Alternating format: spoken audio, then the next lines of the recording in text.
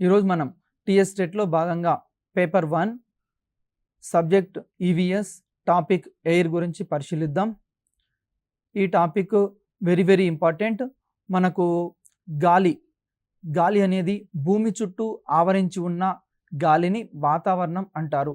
వాతావరణం అంటే ఏంటి అంటే భూమి చుట్టూ, మనము ఈ భూగోళంలో భూమి చుట్టూ ఆవరించి ఉన్న వాతావరణం పొరని ఏమంటామంటే వాతావరణం అంటాం. ఈ గాలి అన్నది వాయువుల్లో మిశ్రమం. గాలి అనేది కొన్ని వాయువుల మిశ్రమం. ఫర్ ఎగ్జాంపుల్ గాలిలో వివిధ రకాల వాయువులు ఉంటాయి. ఆ వాయువుల గురించి ఒకసారి పరిశీలిద్దాం. గాలిలో మనకు వాయువులు శాతం very important. Examination point of వ్యూలో వాతావరణం అంటే ఏంది, తర్వాత వాతావరణంలో ఏమేమి ఉంటాయి, వాతావరణంలో గాలిలోని వాయువుల మిశ్రమం, ఈ ఏ వాయువులు ఎంతెంత శాతంలో ఉంటాయి ఎగ్జామినేషన్లో అడుగుతుంటాడు. ఫర్ ఎగ్జాంపుల్ నత్రజని 78.32%, ఆక్సిజన్ 20.16%, అదేవిధంగా కార్బన్ డైఆక్సైడ్ 0.03%, నీటి ఆవిరి 0.4%, ఇతర వాయువులు 1.45. వెరీ ఇంపార్టెంట్ ఏంటంటే మనకి ఎగ్జామినేషన్ పాయింట్ ఆఫ్ వ్యూలో ఒక వాయువు ఇస్తాడు, ఇది ఎంత శాతం ఉందని అడుగుతాడు. ప్రీవియస్ బిట్ చాలాసార్లు అడిగాడు. నత్రజని అనేది గాలిలో ఎంత శాతం ఉంది, 78.32%. లేకుంటే ఆక్సిజన్ గురించి కూడా అడుగుతుంటాడు, 20.16%. ఈ విధంగా ఎగ్జామినేషన్ పాయింట్ ఆఫ్ వ్యూలో మీరు బైహార్ట్ చేయాల్సింది ఏంటి అంటే వాయువులు, గాలిలో ఉన్న వాయువులు వాటి శాతం పర్సంటేజ్ అడుగుతాడు. ఒక్కోసారి ఎగ్జామినేషన్ పాయింట్ ఆఫ్ వ్యూ ఏమడుతాడంటే గాలిలో అధికంగా ఉన్న వాయువు ఏంది అంటాడు, శాతం. నత్రజని 78.32. అదేవిధంగా ఒక్కోసారి నీటి ఆవిరి పర్సంటేజ్ ఎంత అని అడుగుతాడు, 0.4%. ఎక్కువ సార్లు మనకు రిపీట్ అయిన క్వశ్చన్ ఏంటి అంటే గాలిలో ఆక్సిజన్ పర్సంటేజ్ ఎంత అని అడిగాడు, 20.16%. ఈ విధంగా ఫర్ ఎగ్జాంపుల్ దీని మీద ఒకసారి చూద్దాం. గాలిలో ఎక్కువ పరిమాణంలో ఉన్న వాయువు ఏంది, నత్రజని. Very important bit. Previous TET 2017లో, అంతకుముందు డిఎస్సిలో కూడా చాలాసార్లు ఈ బిట్ అడగడం జరిగింది. గాలిలో ఎక్కువ పరిమాణంలో ఉన్న వాయువు నత్రజని. అదేవిధంగా 1 లీటర్ గాలి బరువు ఎంత ఉంటుంది, 1.29 గ్రాములు. ఇది కూడా ప్రీవియస్ బిట్ చాలాసార్లు అడిగాడు. 1.29 గ్రాముల బరువు ఉంటుంది. అదేవిధంగా ప్రతి మనిషికి కొన్ని లక్షణాలు ఉంటాయి, కొన్ని ధర్మాలు ఉంటాయి. అదేవిధంగా గాలికి కూడా కొన్ని ధర్మాలు ఉన్నాయి. గాలి యొక్క ధర్మాలు ఏందో ఒకసారి పరిశీలిద్దాం. ఎగ్జామినేషన్ పాయింట్ ఆఫ్ వ్యూలో దీంట్లో క్వశ్చన్స్ ఎట్లా అడుగుతాడంటే ఈ క్రింది వాటిలో గాలి యొక్క ధర్మం కానిదేది అని అడుగుతాడు, లేకుంటే ఈ క్రింది వాటిలో గాలి యొక్క ధర్మం ఏది అని అడుగుతుంటాడు. కాబట్టి ఫస్ట్ మనకు ఏం తెలుసుకోవాలి, గాలి యొక్క ధర్మాలు ఏందని తెలుసుకోవాలి. గాలి యొక్క ధర్మం ఏంటి అంటే నెంబర్ 1, గాలి బరువు కలిగి ఉంటుంది. Very important. పిల్లలకు కూడా మనం ఇది క్లాస్ రూమ్లో ఎట్లా చూపిస్తాము అంటే ఫర్ ఎగ్జాంపుల్ ఒక బెలూన్ తీసుకొని ఆ బెలూన్లో గాలిని ఊదిన తర్వాత ఆ పిల్లలతోటి టెస్ట్ చేయించడం. బెలూన్లో గాలి ఊదక ముందు ఎంత ఉంది, గాలి ఊదిన తర్వాత ఎంత ఉంది. ఈ విధంగా మనం ప్రయోగం చేసి కూడా తరగతి గదిలో విద్యార్థులకు చూపించవచ్చు. మొట్టమొదటి ధర్మం ఏంటంటే గాలికి బరువు ఉంటుంది. రెండవది గాలికి పీడనాన్ని కలుగజేస్తుంది. ఫర్ ఎగ్జాంపుల్ గాలి పీడనాన్ని కలుగజేస్తుంది. ఇది కూడా ఎగ్జామినేషన్ పాయింట్ ఆఫ్ వ్యూలో మనము వెరీ ఇంపార్టెంట్ బిట్, అంటే గాలి యొక్క ధర్మం. మరి తరగతి గదిలో దీన్ని ఎట్లా నిరూపిస్తాము అంటే బెలూన్ లోపలికి గాలిని ఊదినప్పుడు అది అన్ని వైపులా దాని యొక్క ప్రెజర్ కలుగజేస్తుంది, ఇక్కడ పీడనం కలుగజేస్తుంది. ఇది కూడా విద్యార్థులకు ప్రయోగపూర్వకంగా తరగతి గదిలో చూపించవచ్చు బెలూన్ తీసుకొని. మూడోది గాలికి శక్తి ఉంది. గాలికి చాలా శక్తి ఉంటుంది. ఫర్ ఎగ్జాంపుల్ పిల్లల్ని ఎట్లా పరిశీలించవచ్చు అంటే వారికి మనము పిల్లలకి ఫ్యాన్ ఉంది, ఫ్యాన్ క్రింద ఒక పేపర్ పెట్టామనుకోండి, ఫ్యాన్ ఆన్ చేయండి, ఆన్ చేస్తే పేపర్ పక్కకు జరుగుతూ ఉంటుంది. అంటే దీంతో పిల్లలకి ఏం తెలియచ్చు, గాలికి శక్తి ఉంది అని. అంటే ఆ శక్తితోటి గాలి ఏం చేస్తుంది, ఆ పేపర్ని అటు ఇటు కదిలిస్తుంది. అదేవిధంగా పిల్లలు ఆడుకోవడానికి రకరకాలుగా ఫ్యాన్లు తయారు చేస్తుంటారు, ఏరోప్లేన్స్ తయారు చేస్తుంటారు, ఇవన్నీ గాలిలో వేస్తుంటారు. అంటే గాలికి శక్తి ఉంది, గాలికి ఫోర్స్ ఉంటుంది. అందుకోసమే గాలికి శక్తి ఉంది కాబట్టి తుఫాన్లు వచ్చినప్పుడు అప్పుడప్పుడు ఏమవుతాయి, ఇంటి పైకప్పులు ఎగిరిపోతుంటాయి. ఫర్ ఎగ్జాంపుల్ పూరి గుడిసెలైనా, తర్వాత ఇంటి పైన మన రేకులు ఇలాంటివి ఉంటే ఆ రేకులు కూడా ఎగిరిపోవడం ఇలాంటివన్నీ జరుగుతుంటాయి. దానికి కారణం ఏంది, గాలికి శక్తి ఉంది. మనం అప్పుడప్పుడు సైకిల్ దొక్కుకుంటూ వెళ్తూ ఉంటాం.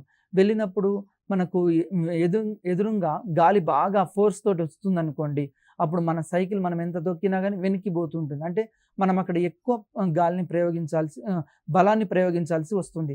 అంటే గాలికి శక్తి ఉంది. ఈ గాలికి శక్తి ఉంది కాబట్టే మనం ఏం చేస్తున్నామంటే ఈరోజు పవన విద్యుత్తును ఉత్పత్తి చేస్తున్నాం. ఈరోజు చాలా వరకు మనకు విద్యుత్తుని రకరకాలుగా తయారు చేస్తుంటాం. ఒకటి హైడ్రో ఎలక్ట్రికల్ పవర్, రెండోది థర్మల్ ఎలక్ట్రికల్ పవర్, మూడోది విండ్ ఎలక్ట్రికల్ పవర్, తర్వాత హైడ్రో ఎలక్ట్రికల్ పవర్ అంటే జల విద్యుత్ శక్తి, తర్వాత గాలి పవన విద్యుత్ శక్తి, ఈ విధంగా రకాలు ఉన్నాయి. మనం ఈ గాలికి శక్తి ఉంది కాబట్టి దీని ఆధారంగా ఏం చేస్తున్నాము అంటే ఇక్కడ విద్యుత్ తయారు చేస్తున్నాము.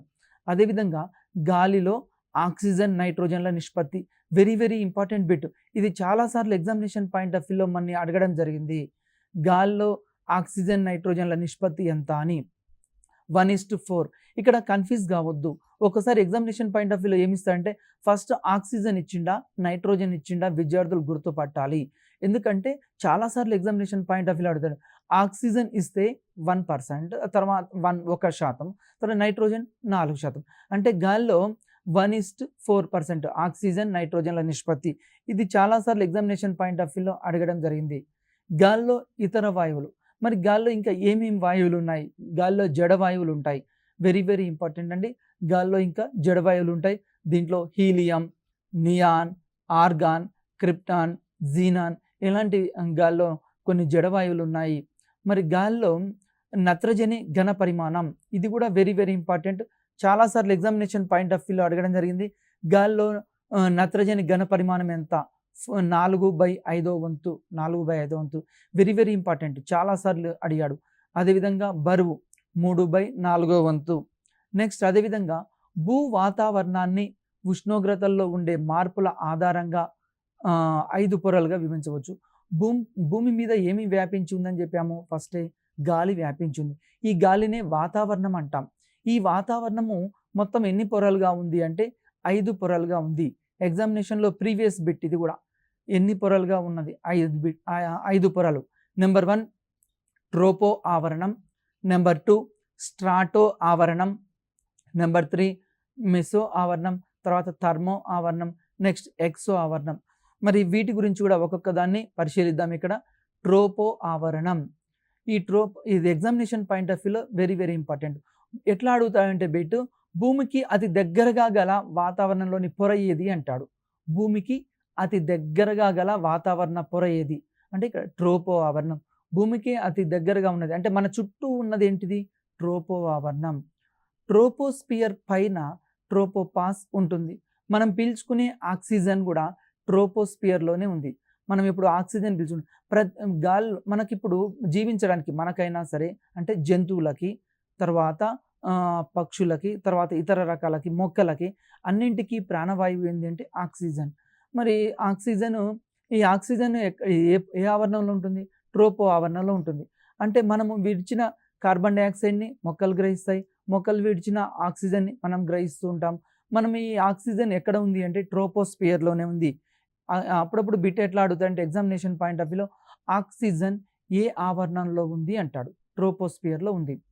భూమికి అతి దగ్గర గల వాతావరణ పొర, మనకి ఇక్కడ వాతావరణ పొర ఏంటంటే ట్రోపోస్పియర్ అని చెప్పడం జరిగింది. మరి ఇంకా ఏమేమి పొరలు ఉన్నాయి ఇక్కడ చూద్దాం. స్ట్రాటో ఆవరణము, థర్మో ఆవరణము, ట్రోపో ఆవరణము, అయనో ఆవరణం, ఈ ఆవరణాలు మనం పరిశీలించడం జరిగింది. రెండవది స్ట్రాటో ఆవరణం.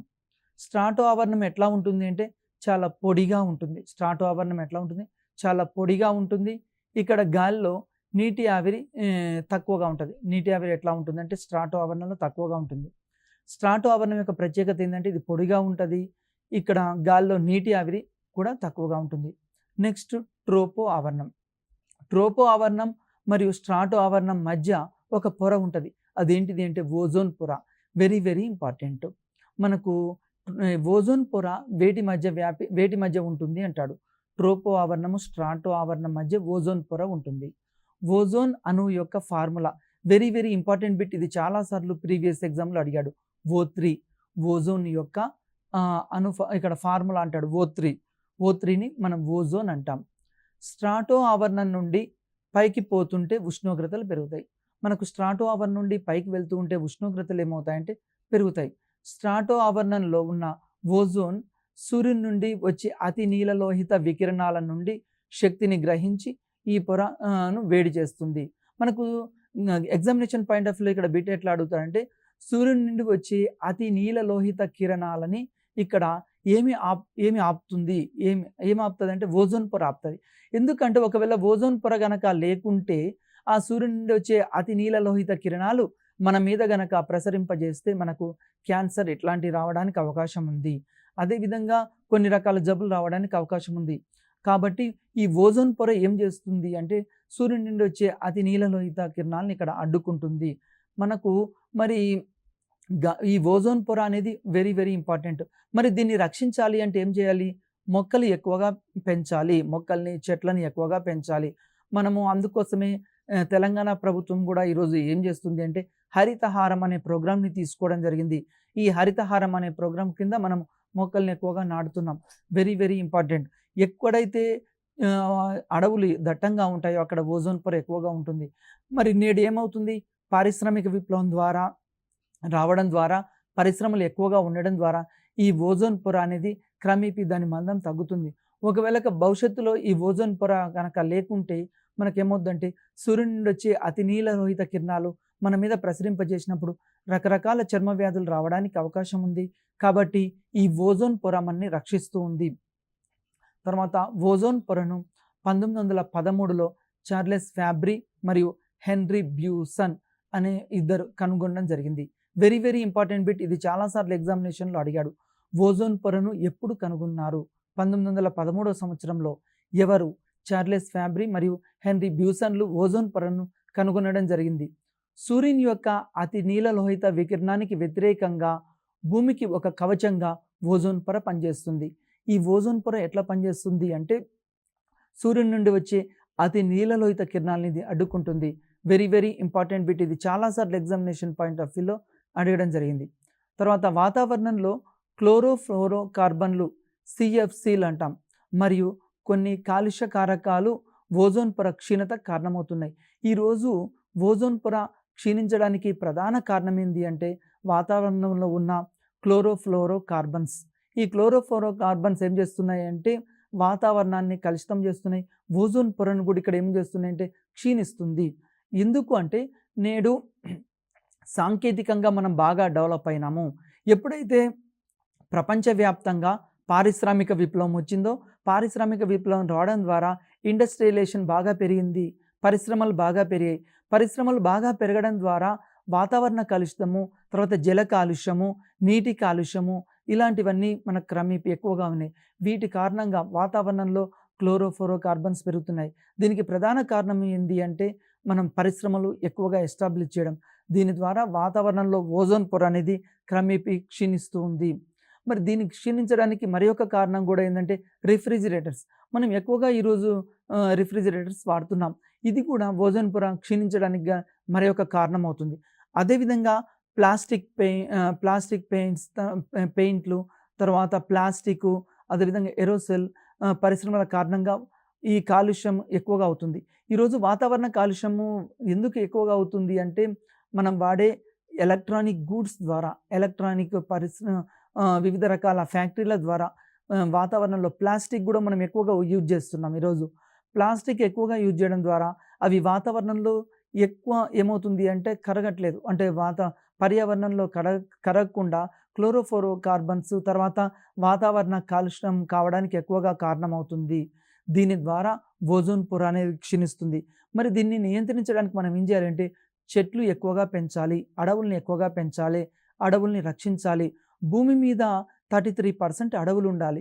మరి ఈ అడవులు క్రమేపీ మానవుడు ఏం చేస్తుందంటే ఇండస్ట్రియలైజేషన్ పెరిగి అంటే పరిశ్రమలు ఎక్కువగా పెరిగి భూమి మీద ఉన్న అడవుల్ని నరికివేస్తున్నాం. అడవుల్ని నరికివేయడం ద్వారా డీఫారెస్టేషన్ చేయడం ద్వారా ఓజోన్ పొర అనేది క్రమేపీ క్షీణిస్తూ ఉంది. సూర్యుడి నుండి వచ్చే అతి నీలలోహిత కిరణాలను అదుపులో ఉంచుతుంది. ఇక్కడ ఏమి అడ్డుకుంటుంది అని చెప్తున్నాం. సూర్యుడి నుండి వచ్చే అతి నీలలోహిత కిరణాలని ఏం అడ్డుకుంటుంది? Option A carbon dioxide. Examination point of వ్యూలో బిట్ అడుగుతారు. ఎట్లా అడుగుతారంటే సూర్యుడి నుండి వచ్చే అతి నీలలోహిత కిరణాలని ఏమి అదుపు చేస్తుంది లేకుంటే ఏం అడ్డుకుంటుంది? Option A carbon dioxide, option B nitrogen, option C ozone, option D వాతావరణంలోని తేమ. మరి కారణం ఏంటి అంటే ఇక్కడ ఓజోన్ పొర అనేది అతి నీలలోహిత కిరణాలని అడ్డుకుంటుంది. ఇది మనకు చాలా సార్లు ఎగ్జామినేషన్ పాయింట్ ఆఫ్ వ్యూలో కూడా ఇక్కడ అడగడం జరిగింది. నెక్స్ట్ ఇక్కడ చూడండి, సూర్యుడి నుండి వచ్చే వాటిని అడ్డుకోవడం జరుగుతుంది. ఓజోన్ పొర అడ్డుకుంటుంది. కనుక ఓజోన్ పొర కనుక లేకుంటే మనకేమవుతుంది అంటే వివిధ రకాల వ్యాధులు రావడానికి కారణమవుతుంది. వివిధ రకాల అందుకోసమే మనం ఈరోజు మొక్కల్ని ఎక్కువగా నాటాలని చెప్తున్నాము. మొక్కల్ని ఎక్కువగా నాటాలి. తర్వాత ఓజోన్ పొరను నాశనం చేసే రసాయనం వెరీ వెరీ ఇంపార్టెంట్ బిట్. ఇది చాలాసార్లు ఎగ్జామినేషన్ పాయింట్ ఆఫ్ వ్యూలో అడిగాడు. ఓజోన్ పొరను ఏం నాశనం చేస్తుందంటే క్లోరోఫ్లోరోకార్బన్స్. ఇది ఓజోన్ పొరని ఇక్కడ అంటే వివిధ రకాల ఇండస్ట్రియలైజేషన్ వల్ల, పారిశ్రామికీకరణ వల్ల వాతావరణంలోని ఓజోన్ పొర అనేది క్షీణిస్తూ ఉంది. నెక్స్ట్ ఇంకొక ఆవరణం పరిశీలిద్దాం, మెసో ఆవరణం. భూమి ఉపరితలంపై నుండి 50 కిలోమీటర్ల నుండి 85 కిలోమీటర్ల వరకు వ్యాపించి ఉన్నదాన్ని మెసో ఆవరణం అంటాం. ఈ మెసోస్పియర్ మరియు థర్మోస్పియర్ మధ్య భాగాన్ని మెసోపాజ్ అంటాం. వెరీ వెరీ ఇంపార్టెంట్ బిట్ ఏంటంటే ఎగ్జామినేషన్ పాయింట్ ఆఫ్ వ్యూలో ఎట్లా అడుగుతాడంటే మెసో ఆవరణం ఎన్ని కిలోమీటర్ల మధ్య వ్యాపించి ఉంది అంటాడు. భూమి నుండి 50 నుంచి 85 కిలోమీటర్ల మధ్య ఈ మెసో ఆవరణం అనేది వ్యాపించి ఉంది. ఎగ్జామినేషన్లో ప్రీవియస్ బిట్ ఇది చాలాసార్లు కూడా అడగడం జరిగింది. మళ్ళీ ఒకసారి రిపీట్ చేస్తున్నాను. మెసో ఆవరణం 50 నుండి 85 కిలోమీటర్ల మధ్య వ్యాపించి ఉంది. నెక్స్ట్ చాలా ఉల్కలు ఈ మెసోస్పియర్లోనే ఆవిరైపోతున్నాయి. మనకు ఉల్కలన్నీ కూడా మన ఆకాశంలో చూస్తుంటాం. ఈ ఉల్కలు ఏ ఆవరణంలో ఆవిరైపోతాయి అంటే మెసోస్పియర్లో. తర్వాత నెక్స్ట్ అదేవిధంగా భూమి నుండి పైకి వెళ్ళే కొద్దీ ఉష్ణోగ్రత తగ్గుతుంది. ఉష్ణోగ్రత తగ్గి ఈ మెసోస్పియర్ పైభాగం చల్లగా ఉంటుంది. మెసోస్పియర్ పైభాగం చల్లగా ఉంటుంది. అదేవిధంగా సమరూప ఆవరణం, ఇది 90 కిలోమీటర్ల ఎత్తు వరకు ఉంటుంది. ఇందులో 3 పొరలు కూడా ఉంటాయి. ఈ సమరూప ఆవరణంలో మళ్ళీ 90 కిలోమీటర్ల పైన ఉంటుంది. దీంట్లో 3 పొరలు అనేవి ఉంటున్నాయి. నెక్స్ట్ ఈ ఆవరణంలో నత్రజని, ఆక్సిజన్, బొగ్గు పులుసు వాయువులు ఉంటాయి. ఈ వాయువుల నిష్పత్తి అంతా ఒకే విధంగా ఉంటుంది. ఈ సమరూప ఆవరణంలో ఏమేమి వాయువులు ఈక్వల్గా ఉంటాయంటే నత్రజని, ఆక్సిజన్, బొగ్గు పులుసు వాయువు, ఈ మూడింటి యొక్క నిష్పత్తి ఒకే విధంగా ఉంటుంది. నెక్స్ట్ 4వది థర్మో ఆవరణం. థర్మోస్పియర్ చాలా అధిక ఉష్ణోగ్రత కలిగి ఉంటుంది. ఎందుకు అంటే భూమి నుంచి పైకి వెళ్తూ ఉంటే అంటే సూర్యునికి దగ్గరగా వెళ్తుంది కాబట్టి ఇక్కడ ఏమవుతుంది, ఉష్ణోగ్రత పెరుగుతూ ఉంటుంది. అదేవిధంగా ఉపరితలం నుండి 53 నుండి 56 మైళ్ళ మధ్య దూరంలో ఇది ప్రారంభమవుతుంది. Very very important bit. Thermo ఆవరణం ఎక్కడ ప్రారంభమవుతుంది అని ఎగ్జామినేషన్లో ఇంతకుముందు చాలాసార్లు అడిగాడు. 53 మైళ్ళ నుండి 56 మైళ్ళ మధ్యలో ఈ థర్మో ఆవరణం ఉంటుంది. భూమి నుండి 311 మైళ్ళు మరియు 621 మైళ్ళ మధ్య విస్తరించి ఉంటుంది. నెక్స్ట్ థర్మోస్పియర్ యొక్క గరిష్ట ఉష్ణోగ్రత వెరీ వెరీ ఇంపార్టెంట్. ఇది చాలాసార్లు ఎగ్జామినేషన్ పాయింట్ ఆఫ్ వ్యూలో అడిగాడు. థర్మోస్పియర్ యొక్క గరిష్ట ఉష్ణోగ్రత ఎంత అంటే 2000 డిగ్రీల సెంటీగ్రేడ్ కంటే ఎక్కువగా ఉంటుంది. ఇది ప్రీవియస్ బిట్ చాలాసార్లు అడిగాడు. థర్మోస్పియర్ యొక్క గరిష్ట ఉష్ణోగ్రత 2000 డిగ్రీల సెంటీగ్రేడ్ కంటే ఎక్కువగా ఉంటుంది. మనము చదివేటప్పుడు మీరు ఏం చేయాలంటే ఎగ్జామినేషన్ పాయింట్ ఆఫ్ వ్యూలో ప్రతి లైన్ని, బుక్లో ఉన్న ప్రతి లైన్ని అంటే 3rd క్లాస్ నుంచి మనము 8th క్లాస్ వరకు మనం ఏం చేయాలి, ప్రతి లైన్ టు లైన్ చదువుతుండాలి. అదేవిధంగా ఇదే టాపిక్ 9th 10thలో కూడా మనం కంటిన్యూ చేస్తుండాలి. Next exosphere. భూ వాతావరణంలో ఇక్కడ అన్నింటికంటే పై పొర ఎక్సో ఆవరణం. Very very important. భూ వాతావరణంలో అన్నింటికంటే పై పొర ఏంటంటే ఎక్సోస్పియర్. ఈ ఎక్సోస్పియర్లో హైడ్రోజన్ మరియు హీలియం వంటి వాయువులు ఉన్నాయి. ఇక్కడ హైడ్రోజన్, హీలియం వంటి వాయువులు ఉన్నాయి. తర్వాత బహురూప ఆవరణం. ఇది 90 కిలోమీటర్ల కంటే పైన ఉన్న పొరను వాతావరణ పొర. దీంట్లో ఈ భూ వాతావరణంలో ఆక్సిజన్ అతి ముఖ్యమైన వాయువు. మన భూమి మీద ఉన్న వాయువుల్లో మనకు అతి ముఖ్యమైన వాయువు ఏంటంటే ఆక్సిజన్. ఎందుకు అంటే ఆక్సిజన్ లేకుంటే మనం జీవించలేము. మనము ఈరోజు బ్రతకడానికి ప్రధాన కారణం ఏంటంటే ఆక్సిజన్, గాల్లోని ఆక్సిజన్. ఈ ఆక్సిజన్ని పీల్చుకొని మనం ఉంటున్నాం. అదేవిధంగా జంతువులైనా, పక్షులైనా వివిధ రకాలుగా. భూమి పొరల్లో అత్యధికంగా ఉండే మూలకం వెరీ వెరీ ఇంపార్టెంట్ బిట్. ఇది చాలాసార్లు ఎగ్జామినేషన్ పాయింట్ ఆఫ్ వ్యూలో అడిగాడు. భూమి పొరల్లో అత్యధికంగా ఉండే మూలకం ఏంది అంటే ఆక్సిజన్. ఎందుకంటే ఎగ్జామినేషన్ పాయింట్ ఆఫ్ వ్యూలో ఎట్లా ఇస్తారంటే భూమి పొరల్లో అత్యధికంగా ఉండే మూలకం ఏది?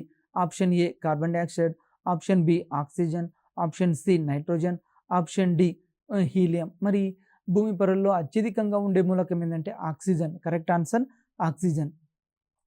తర్వాత మొక్కలు జంతువులు శ్వాసించడానికి ఆక్సిజన్ అవసరం. మొక్కలైనా జంతువులైనా ఇక్కడ శ్వాసించడానికి ఆక్సిజన్ అవసరం. చెట్లు ఆక్సిజన్ని విడుదల చేస్తాయి.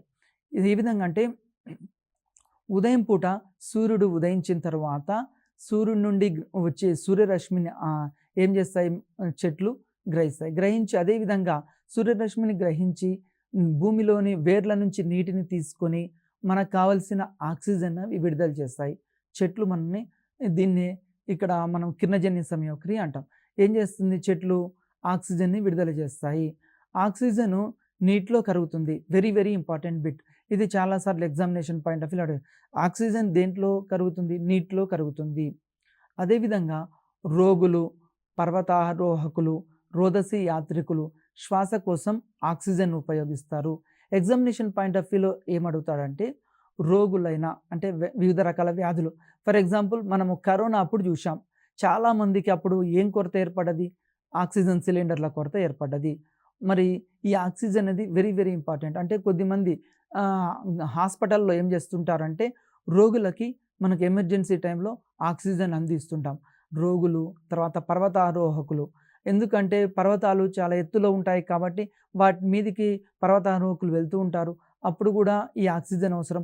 అదేవిధంగా రోదసి యాత్రికులు, వీళ్ళకు కూడా ఆక్సిజన్ అవసరం. దీంట్లో ఆక్సిజన్ అవసరం పడుతూ ఉంటుంది. తర్వాత గాలి ఆవశ్యకత, ప్రాణవాయువు. మరి గాలి యొక్క ఇంపార్టెన్స్ ఏంది? మనకు గాలి లేకుంటే మనము జీవించలేం. మనందరికీ తెలుసు. మనమందరం ఒక్క నిమిషం మీరు ముక్కు మూసుకొని ఉండండి, మనం బతకలేం. ఎందుకు? గాలి అవసరం. మరి గాలి అనేది ప్రాణవాయువు అవసరం. తర్వాత మంటలు మండించడానికి కూడా గాలి అవసరం. అదేవిధంగా మొక్కల్లో బీజ వ్యాప్తికి, భూమిపై ఉష్ణోగ్రతలు నియంత్రించడానికి కూడా గాలి అవసరం. మనకి గాలి ఎందుకు అవసరం అంటే ఈరోజు మొక్కలు జీవించడానికైనా, తర్వాత విత్తనాలు మొలకెత్తడానికైనా ఏమవసరం? గాలి అవసరం. అదేవిధంగా భూమిపై ఉన్న ఉష్ణోగ్రత నియంత్రించడానికి కూడా ఈ యొక్క గాలి అవసరం. తర్వాత విమానాలు ట్రోపోస్పియర్లో ప్రయాణిస్తాయి. Very very important bit. చాలాసార్లు అడిగాడు. విమానాలు ఎక్కడ ప్రయాణిస్తాయి? ట్రోపోస్పియర్లో. మేఘాలు కూడా ట్రోపోస్పియర్లో ఏర్పడతాయి. Very very important bit. మేఘాలు ఎక్కడ ఏర్పడతాయి? ట్రోపోస్పియర్లో ఏర్పడతాయి. ఈ ఆవరణం భూమి ఉపరితలం నుండి 10 నుండి 50 కిలోమీటర్ల మధ్య ఉంటుంది. 10 నుండి 50 కిలోమీటర్ల మధ్య ఉంటుంది. వాతావరణ పీడనం. నెక్స్ట్ ఈ వాతావరణ పీడనం గురించి ఒకసారి పరిశీలిద్దాం. గాలి ద్రవ్యరాశిని, బరువుని కలిగి ఉంటుంది. Very very important bit. Examination point of వ్యూలో అడుగుతాడు. గాలి యొక్క ధర్మాల్లో అడుగుతుంటాడు. గాలి ఏం చేస్తుంది? పీడనాన్ని కలిగి ఉంటుంది. అదేవిధంగా గాలి స్థలాన్ని ఆక్రమిస్తుంది. మనం ఇంతకుముందే చూసాం. ఇది వెరీ వెరీ గాలి ద్రవ్యరాశిని కలిగి ఉంటుంది, అంటే బరువును కలిగి ఉంటుంది. గాలి భూమి మీద ఉన్న ప్రతి వస్తువు మీద పీడనాన్ని కలిగజేస్తుంది. ఈరోజు భూమి మీద ఉన్న ప్రతి వస్తువు మీద గాలి ఏం చేస్తుంది? పీడనాన్ని కలగజేస్తూ ఉంటుంది, తన ప్రెజర్ని కలగజేస్తూ ఉంటుంది. మనం తుఫాన్లు వచ్చినప్పుడు కూడా చూస్తుంటాం, ఇండ్ల పైకప్పులు ఎగిరిపోతుంటాయి. దానికి కారణం గాలి అని చెప్తుంటాం. పీడనాన్ని వాతావరణ పీడనం అంటాం. ఈ పీడనాన్ని ఏమంటాం? వాతావరణ పీడనం. ఎగ్జామినేషన్ పాయింట్ ఆఫ్ వ్యూలో వెరీ వెరీ ఇంపార్టెంట్ ఏంటి అంటే పీడనానికి ఎస్ఐ ప్రమాణం అడుగుతాడు. Very very important. పీడనానికి ఎస్ఐ ప్రమాణం ఏంటంటే newton per metre square. Very very important bit. చాలాసార్లు ఎగ్జామినేషన్ పాయింట్ ఆఫ్ వ్యూలో అడిగాడు. పీడనానికి ఎస్ఐ ప్రమాణం న్యూటన్ పర్ మీటర్ స్క్వేర్. వాతావరణ పీడనాన్ని కొల్చుటకు ఏమి ఉపయోగిస్తాం? బారోమీటర్ను ఉపయోగిస్తాం. ఇది కూడా చాలాసార్లు ఎగ్జామినేషన్ పాయింట్ ఆఫ్ వ్యూలో అడిగాడు. వాతావరణ పీడనాన్ని కొలుచుటకి ఏమి ఉపయోగిస్తాము? బారోమీటర్ను ఉపయోగిస్తాం. ఈ బారోమీటర్ అనేది 2 రకాలుగా ఉంటుంది.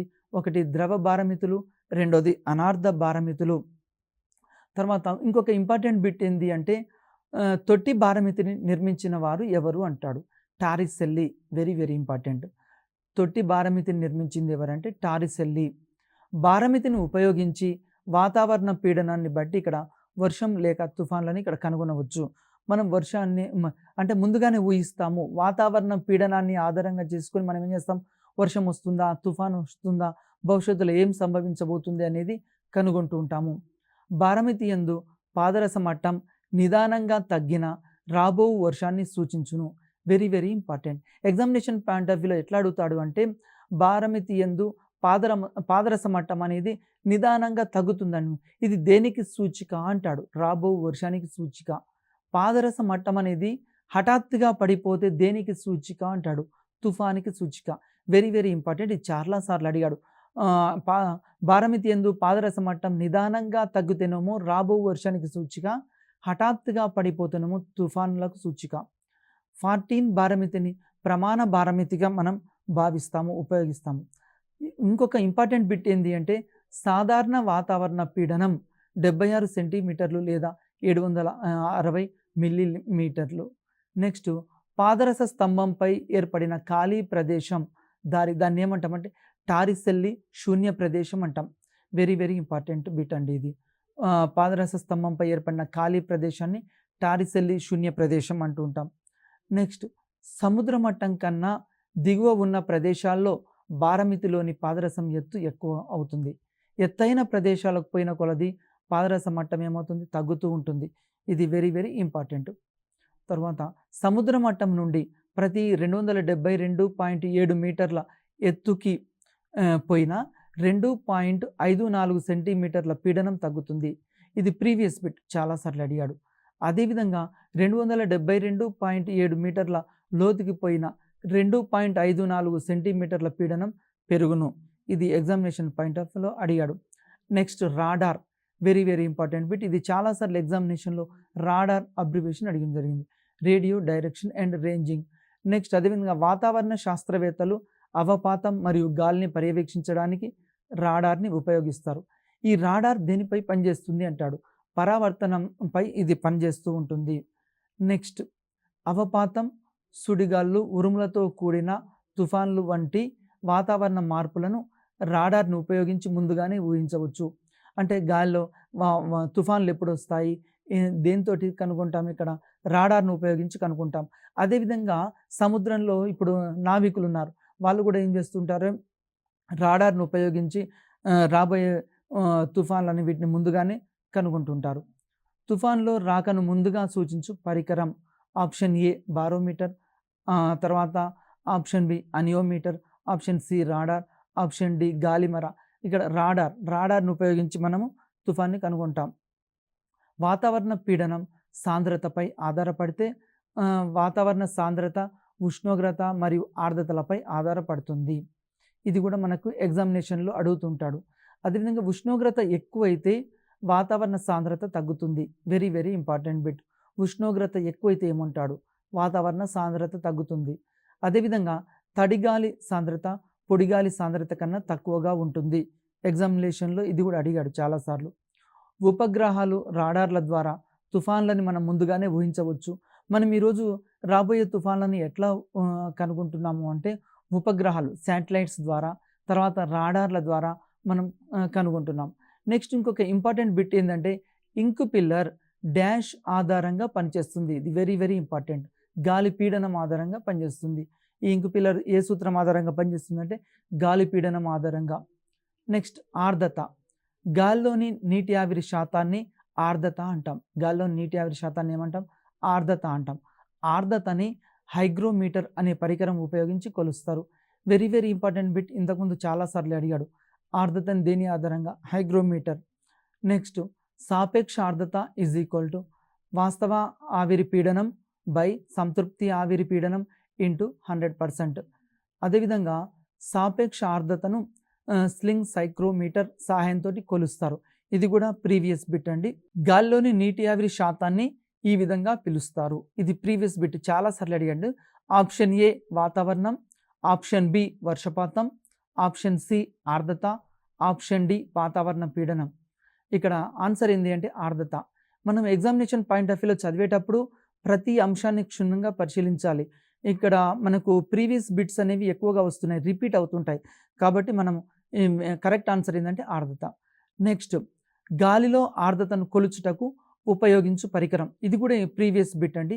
Option A thermometer, option B hygrometer, option C barometer, option D hydrometer. మరి కరెక్ట్ ఆన్సర్ ఏంటంటే హైగ్రోమీటర్.